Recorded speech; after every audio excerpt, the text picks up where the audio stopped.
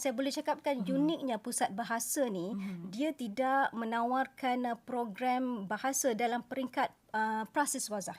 Tetapi dalam peringkat pasca siswazah. Maka dengan itu kami ada kursus ataupun kerja kursus dan juga penyelidikan lah PhD dan masters. Itu yang saya rasa itu yang the uniqueness of Pusat Bahasa Moden.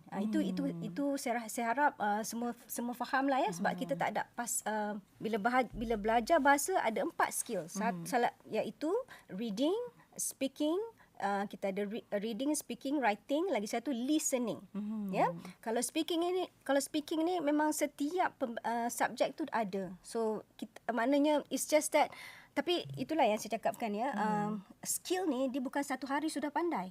Dia makan masa. Dan dia kena design lah. Ya, dia kena latih to be. Dia tak boleh kita suruh kita expect saya bagi kamu ni input, esok saya nampak kamu terror dah bercakap. Tidak, ia tidak begitu. Skill kena pupuk, latih dan boleh bercakap. Confidence.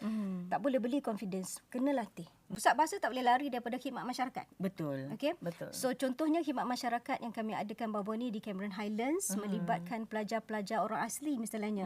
Ya, produk tu macam kita ambil macam kita ni yang unik Pusat Bahasa, dia boleh design mengikut ataupun customize audience tu. Kita ada satu produk tapi audience dia begini. Jadi kita customize kesesuaian dia. Macam itulah lebih kurang. So maknanya kalau di sini kita menyatakan bahawa kalau contoh nak bawa tadi orang asli.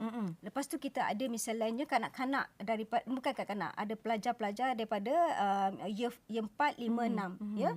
Kita modul sama, kita tweakkan dia. Kita customizekan dia untuk pelajar ni pula. So, ianya senang untuk kita punya ni. Dan of course kebanyakan kita punya latar belakang adalah education ya. So, insya-Allah kita boleh buat itulah, no problem.